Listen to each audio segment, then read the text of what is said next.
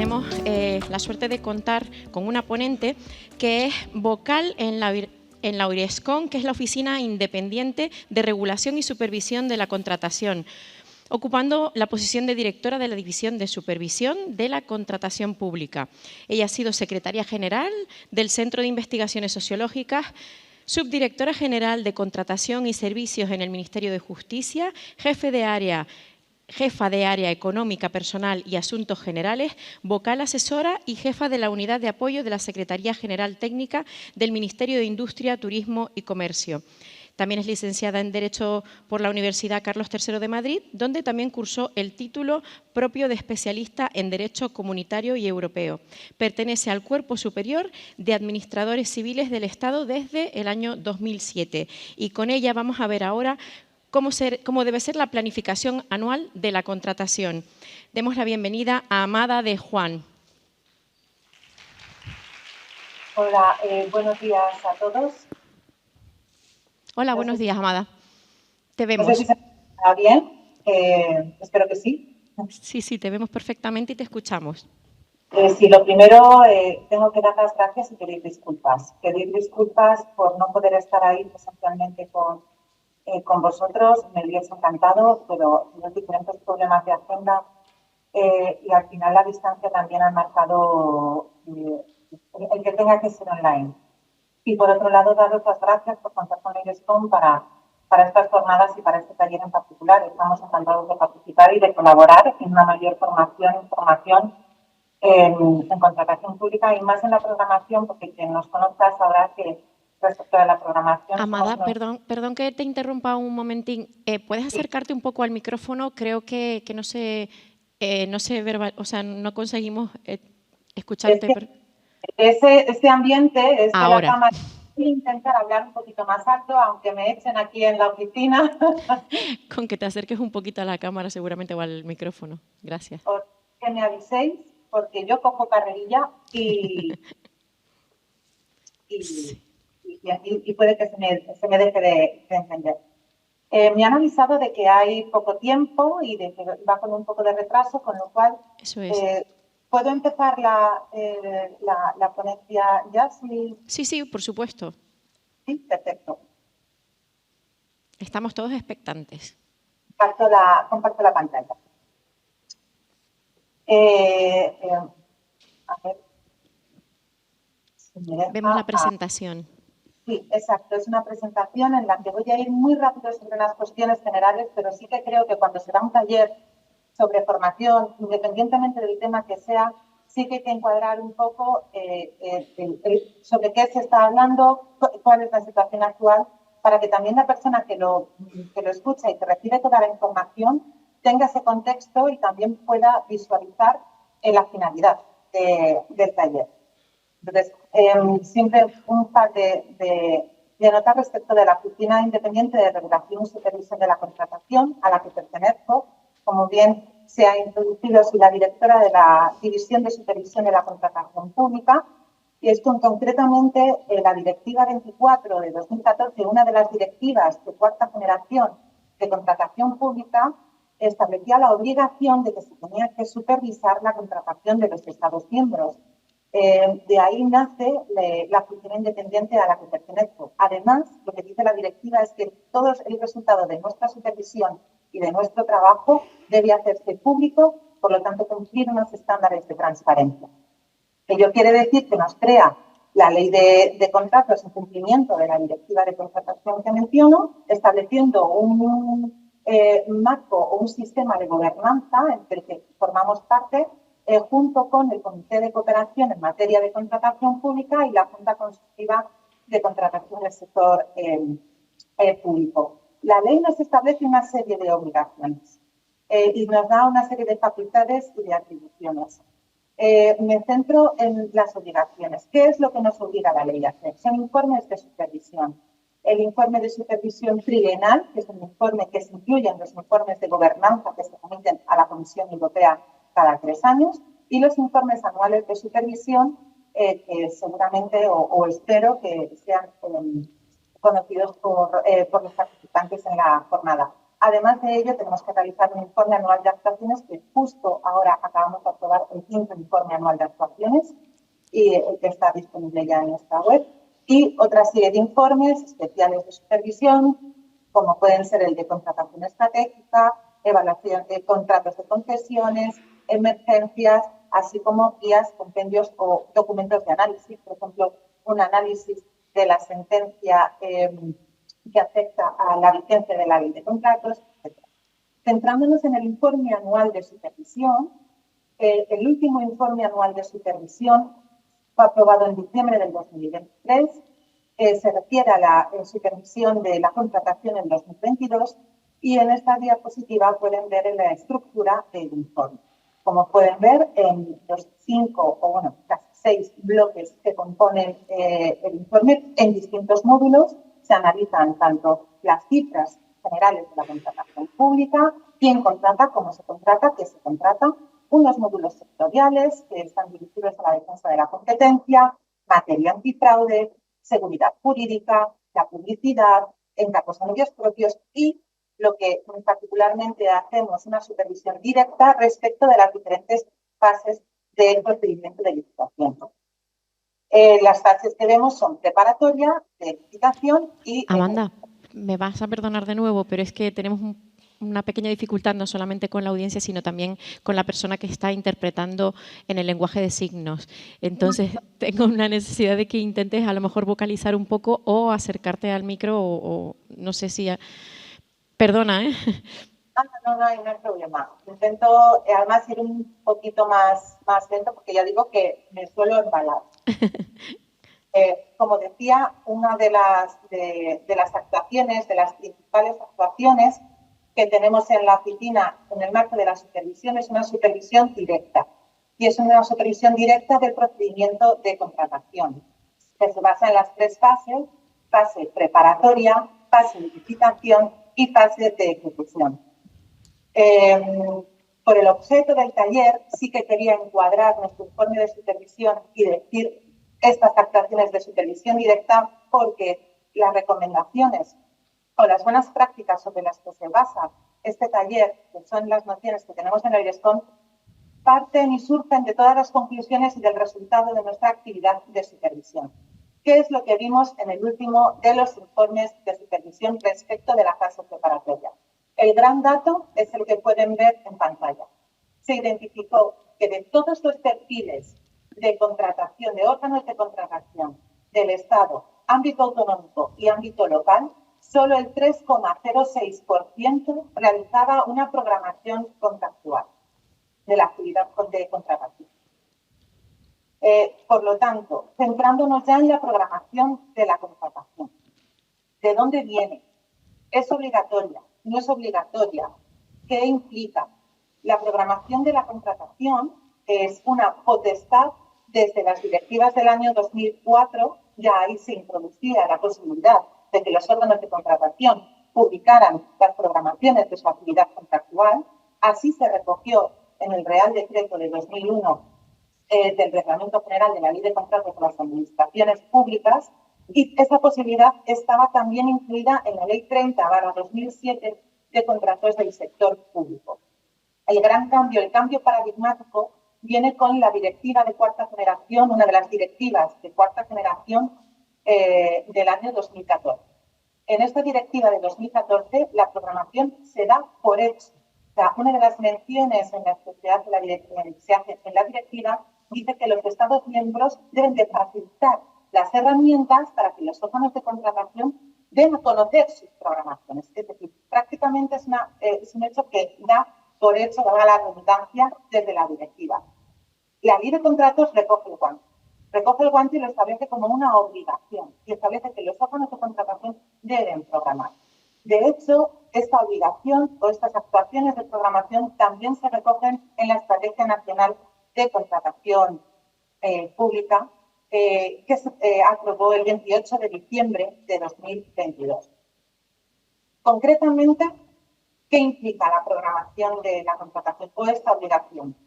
En el artículo 28.4 de la Ley de Contratos se dice que las entidades del sector público programarán la actividad de contratación pública que desarrollarán en un ejercicio presupuestario o en periodos plurianuales y darán a conocer su plan de contratación anticipadamente mediante un anuncio de información previa previsto en el artículo 134, que al menos recoja aquellos contratos que quedarán sujetos a una regulación armonizada. Sintéticamente, es un mandato a todo el sector público, autonómico, local y estatal. Se debe programar, por tanto, se debe programar, se debe publicar, es también una obligación publicarlo. Dice que al menos sean los que están sujetos a regulación armonizada, pero no excluye el resto de contratación de la obligación de programar. Y además hay que diferenciar, en este caso, y desde la Dirección hablamos por un lado de programar y por otro lado de planificar, de lo que sería configurar una única licitación y por lo tanto establecer o estimar su procedimiento de tramitación, una planificación de ese contrato, de lo que sería la programación de la actividad contractual de esa unidad o de ese órgano de contratación. ¿Qué es lo que hemos visto desde la Dirección? ¿Cuál es el estado de la cuestión? ¿Qué es lo que pasa con las programaciones contractuales en nuestro país?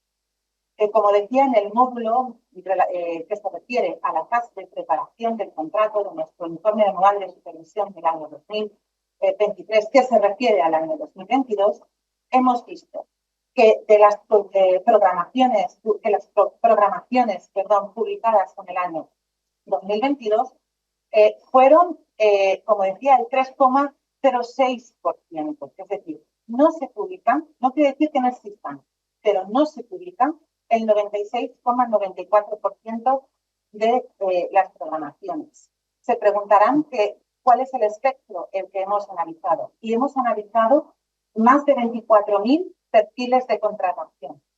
Concretamente, hemos analizado 24.697 perfiles de contratación, tanto los perfiles de la plataforma del Estado como de las plataformas autonómicas que publican en la plataforma del Estado a través del mecanismo de agregación. Es decir, perfiles de contratación tanto del ámbito local, autonómico o estatal. ¿Cuántos de estos 24.697 programan o al menos publican su programación? 756. Con lo cual pueden darse cuenta que hay un rango de mejora considerable. Un aspecto que nos hemos encontrado también con las programaciones. Las programaciones del año 2022 se han publicado en el propio año 2022. Si estamos hablando de que se tiene que dar a conocer la programación contractual y se da a conocer en el mismo año que se está programando, hay una cierta incoherencia. Dar a conocer la programación contractual implica que se haga con carácter previo al año que se está programando. Es más que nada para cumplir la finalidad de dar a conocer y de difundir cuáles son los contratos que va a llevar a cabo esta unidad. De hecho, desde la Dirección hemos visto que programaciones del año 2022 se han publicado en el 2023. Es algo que a nosotros particularmente nos ha sorprendido.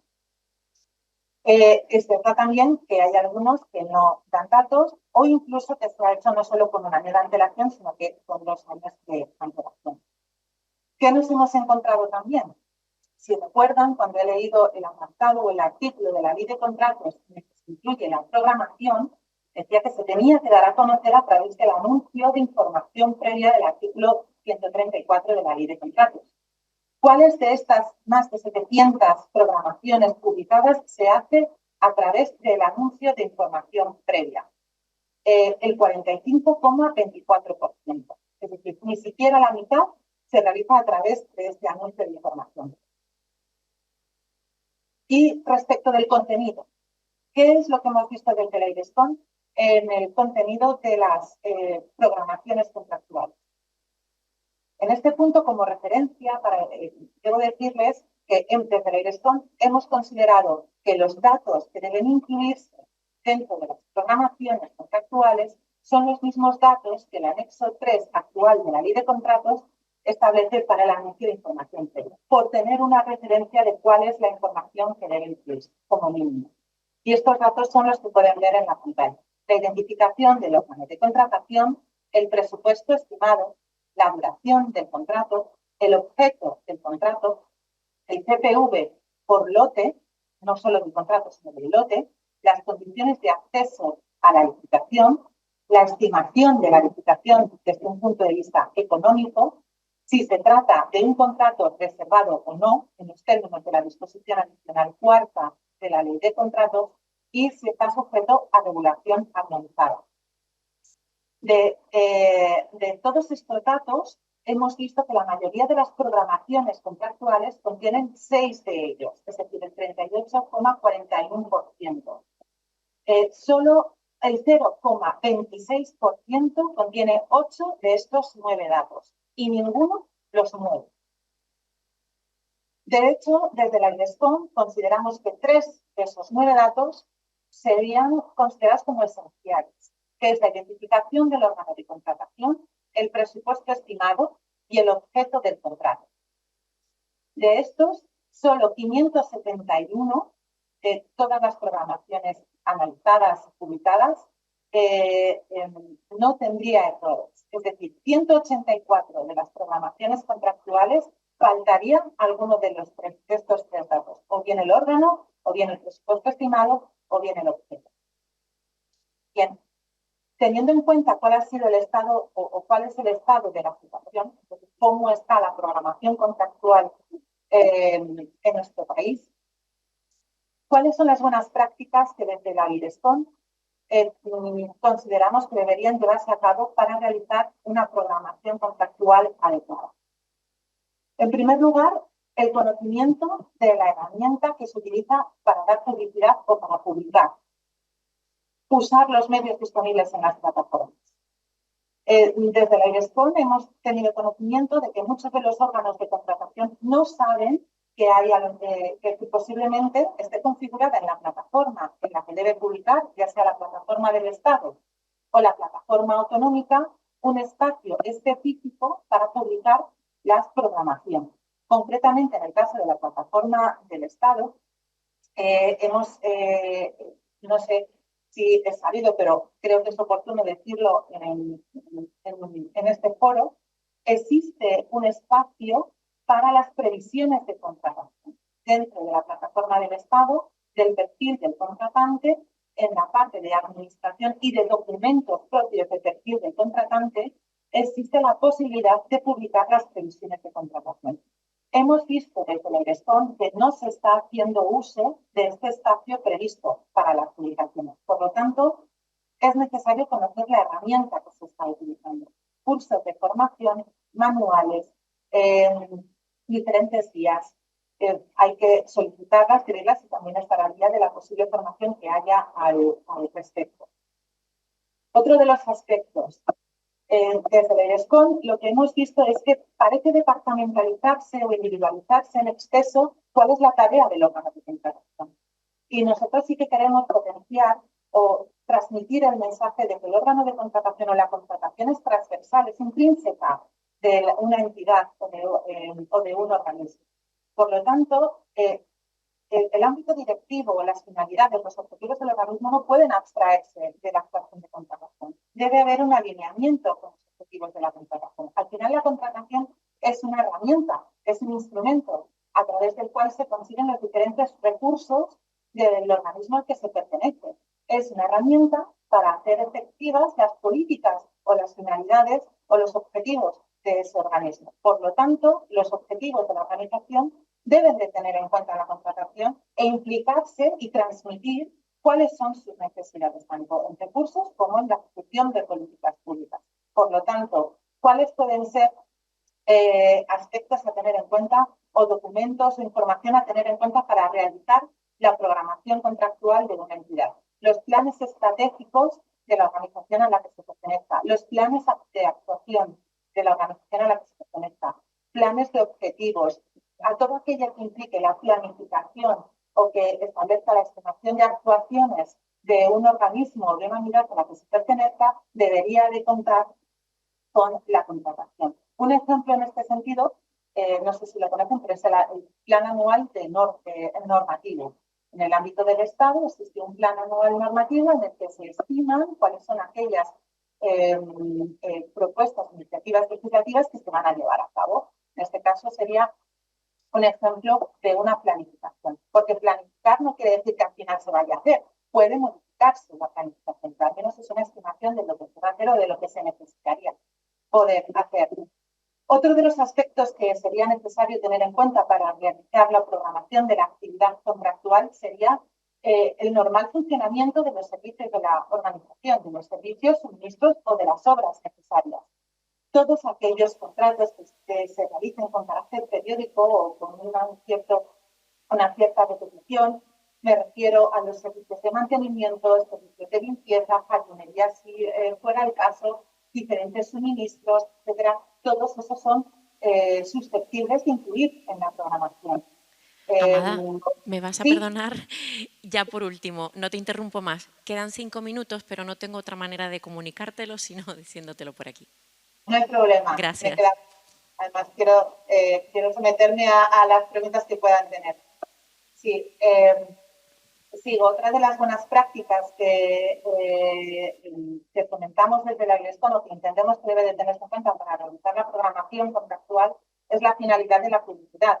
Sí que hemos visto que muchas veces no se tiene en cuenta para qué sirve la publicidad. La publicidad de la programación implica un conocimiento a todas las entidades y a los operadores económicos, potenciales licitadores de la futura contratación. Es decir, da una información para que estos operadores económicos puedan empezar a preparar las diferentes ofertas. Puede implicar, por lo tanto, una minoración del plazo, máxime si se utiliza un anuncio previo en el marco del artículo 134 con la reducción de plazos que eso puede conllevar, con lo cual puede haber un beneficio, una motivación concreta respecto a la duración del procedimiento en el caso de que se programe y o planifique un contrato. Aparte de eso, como veíamos, nos llamaba la atención desde la ILESCON que se publicase una programación el mismo año que se programa o el año posterior al programado. ¿Cómo voy a programar el 2022 en el 2023? Eso también tendría que tenerse en cuenta.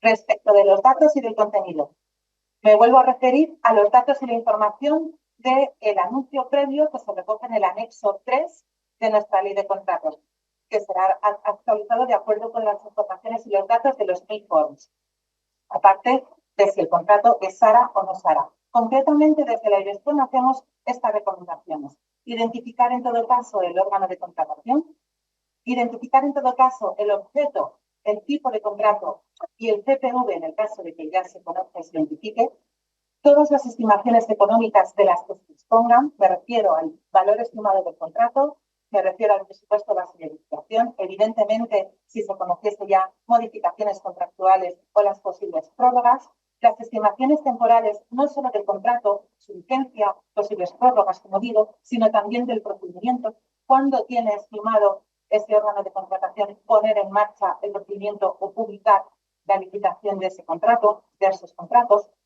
Algo que no se contiene en el anexo 3 y es el ámbito geográfico. Nos parece muy interesante la ubicación de los servicios del suministro o de las obras que se vaya a llevar a cabo o de las concesiones. Y otras ya adicionales como guinda del pastel, que sería la capacidad de solvencia requerida para cada uno de los contratos o aspectos como la subcontratación o la subcontratación. Ya para finalizar, dos pinceladas. Hay una programación que es obligada en la norma y vemos que se olvida en muchos casos, y es la contratación reservada. La disposición adicional cuarta establece que debe de haber una reserva de los contratos. Esto también debe de tenerse en cuenta en las programaciones contractuales, ver si impacta la reserva a la que se esté sometida en el ámbito autonómico, estatal o local que se haya realizado, debe de tenerse en cuenta en el momento de hacer la programación contractual. Y por último, el seguimiento y la evaluación de la programación. Insisto en la finalidad de la programación. La programación no es un fin en sí mismo, es una herramienta de la que hay que extraer un valor para la propia unidad o para el propio organismo. Hay que hacer seguimiento de lo que se va realizando o de lo que no se va realizando de acuerdo a la planificación hecha. Y por último, una evaluación. De hecho, esa evaluación puede servir de base para la siguiente programación contractual. Creo que he ido demasiado rápido. Con esto ya me pongo a su disposición. Solo me queda daros las gracias y pediros disculpas pues, por los problemas que ha conllevado el hecho de que no esté presencial aquí. Así que muchísimas gracias y estoy a disposición para cualquier pregunta. Muchas gracias, Amada de Juan.